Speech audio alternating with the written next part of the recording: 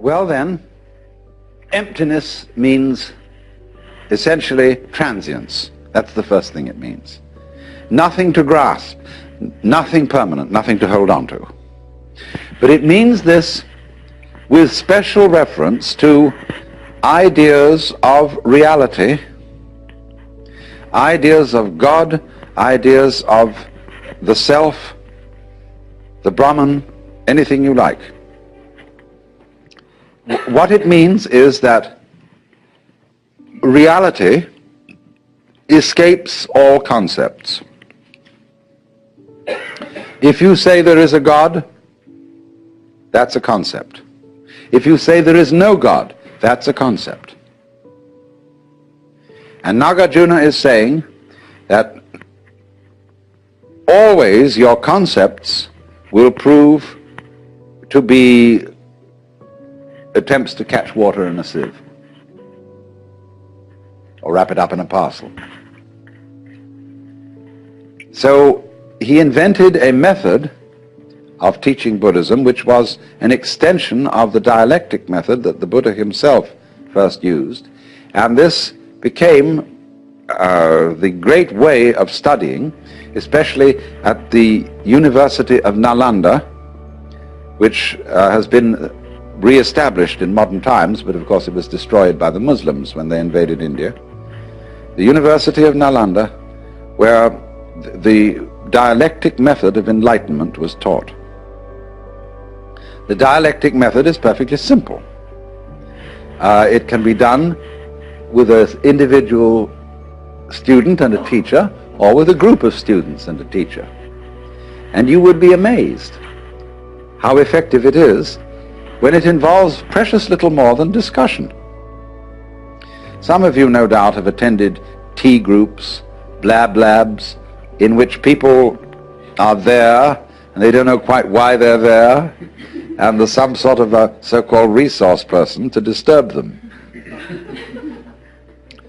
And after a while they get the most incredible emotions, and somebody tries to dominate the discussion of the group, say, and then the group kind of goes into the question of why he's trying to dominate it, and so on and so forth. Well, these were the original blab labs. And they have been repeated in modern times with the most startling effects.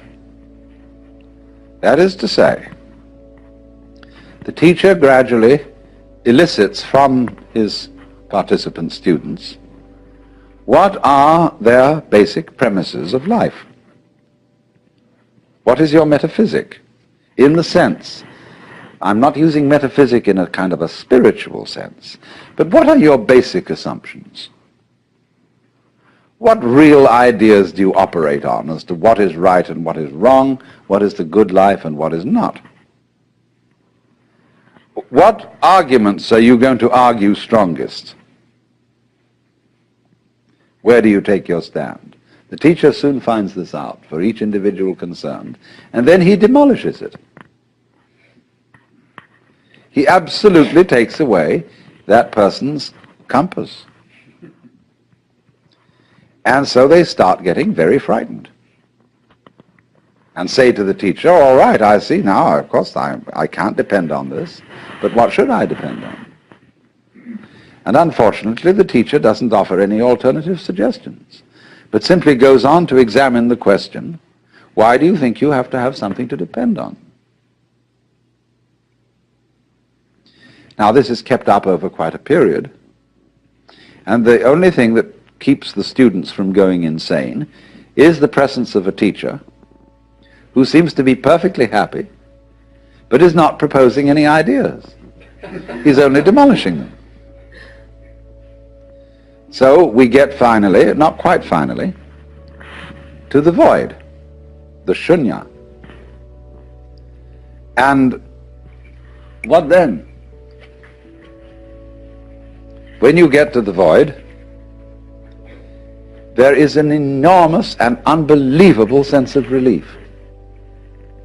That's nirvana.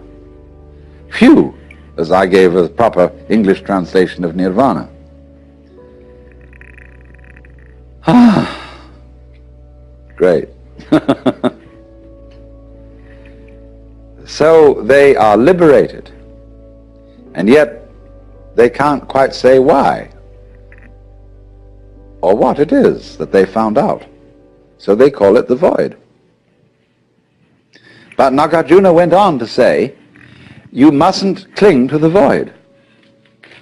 You have to void the void. And so the void of non-void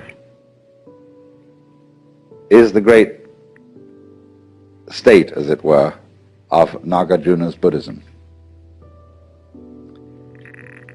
But you must remember that all that has been voided, all that has been denied, are those concepts in which one has hitherto attempted to pin down what is real. In Zen Buddhist texts they say, you cannot nail a peg into the sky.